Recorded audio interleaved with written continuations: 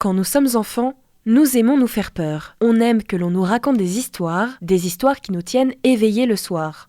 Et puis, quand on grandit, on se demande d'où vient cette légende, pourquoi et comment ce lieu est-il devenu ce qu'il est aujourd'hui.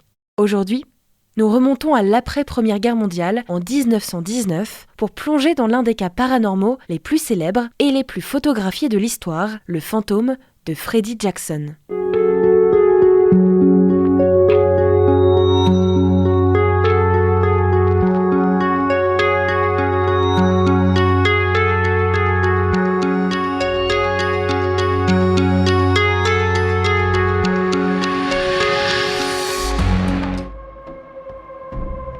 Bienvenue dans Phénomène, sur Westrack Radio, votre émission qui décortique les mystères et événements les plus intrigants de notre civilisation. Pour cette deuxième saison, je vous emmène dans l'exploration de 31 nouveaux phénomènes durant le mois d'octobre. Une histoire mêlant guerre, mort tragique et une photo qui semble défier le temps.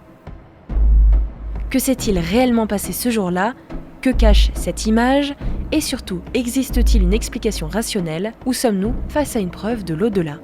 Frederick Jackson, surnommé Freddy, était un mécanicien de la Royal Air Force britannique, stationné au sein de l'escadron 58 durant la Première Guerre mondiale.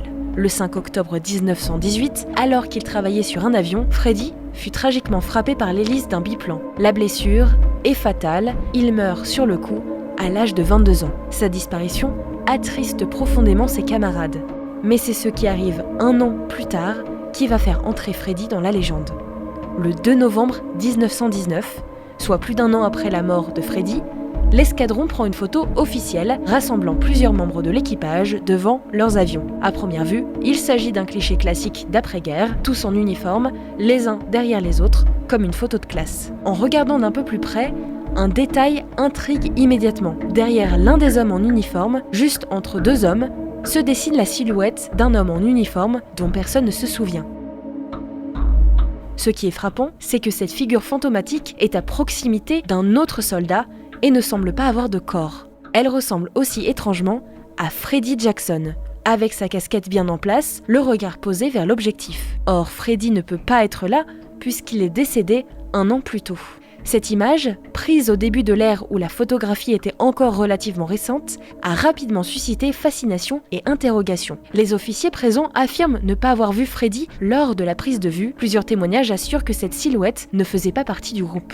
Des hypothèses ont rapidement circulé. Une double exposition, un photomontage, un trucage. Mais les experts de l'époque, bien que limités par les techniques disponibles, ont affirmé qu'aucune manipulation n'était visible sur le négatif. De plus, la position de la figure fantomatique est tellement précise entre deux hommes qu'il aurait été difficile à l'époque de simuler cette image avec les moyens, d'autant plus que la photo a été prise à l'extérieur, en plein jour. Au fil des décennies, plusieurs explications rationnelles ont tout de même été proposées. Certains inventent la théorie d'un reflet ou d'une ombre causée par un élément extérieur, un passant accidentellement capturé sur la photo, mais à nouveau, le placement reste compliqué.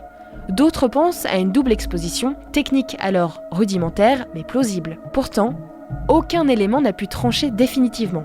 Dans le monde du paranormal, cette photo est considérée comme l'un des meilleurs exemples de manifestation post-mortem, une preuve photographique d'un esprit présent dans notre réalité. Plus d'un siècle plus tard, la photo de Freddie Jackson continue de captiver.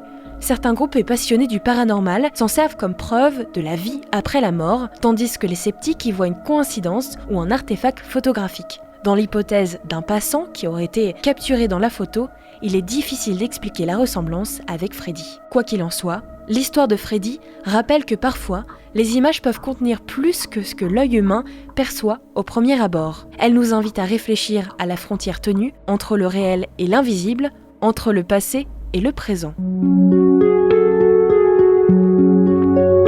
Merci d'avoir fait ce voyage avec moi. Je vous emmène prochainement à la rencontre d'autres phénomènes sur Westrack Radio.